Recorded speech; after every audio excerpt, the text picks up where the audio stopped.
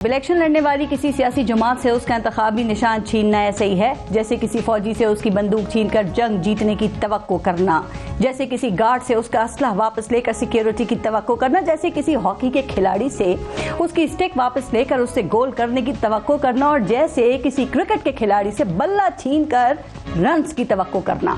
Election commission कहने को तो इस गेम का थर्ड एम्पायर है, लेकिन कहा जा रहा है कि एक टीम के हाथ में उसका बल्ला देखना उसे गवारा ही नहीं।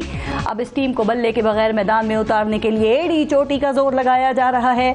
बल्ले को इंतखाबी मैदान से आउट करने के लिए रोज नए से नया मंसूबा सामने आता है।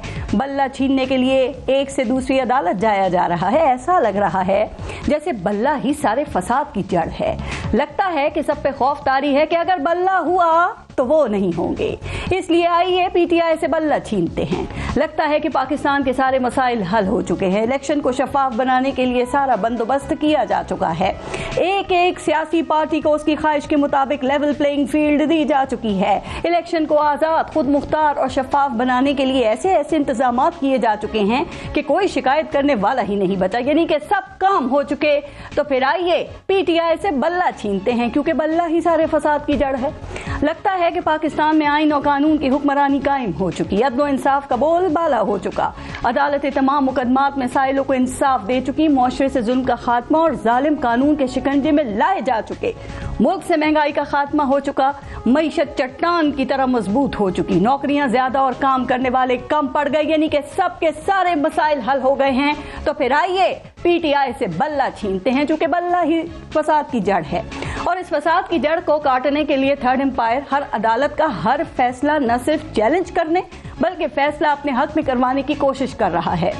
पेशावर हाईकोर्ट ने पीटीआई से बल्ला वापस लेने का फैसला किया तो पीटीआई अपना बल्ला वापस लेने के लिए सुप्रीम कोर्ट पहुंच गई।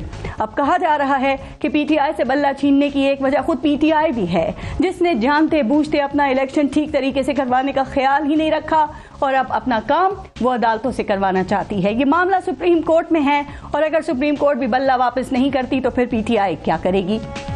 क्या वो प्लान बी के तहत किसी और पार्टी का निशान उधार लेके इलेक्शन लड़ेगी, या फिर सब लोग आजाद हैसियत में ही मैदान में उतरेंगे?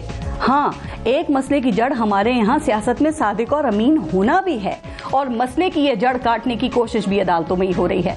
सुप्रीम कोर्ट में ताहियात नाअहली के केस की समाअतों के बाद फैसला महफूज किया जा चुका है, जो जल्द सुनाए जाने की तवक्को है। ताहियात नाअहली का कानून खत्म होने से मियां मोहम्मद नवाज शरीफ और जहांगीर तरीन प्लस हो जाएंगे। इसलिए पीटीआई के साथ साथ नून लीग को भी सुप्रीम कोर्ट से ही उम्मीद है। क्या सुप्रीम कोर्ट ये दोनों उम्मीदें पूरी करेगी?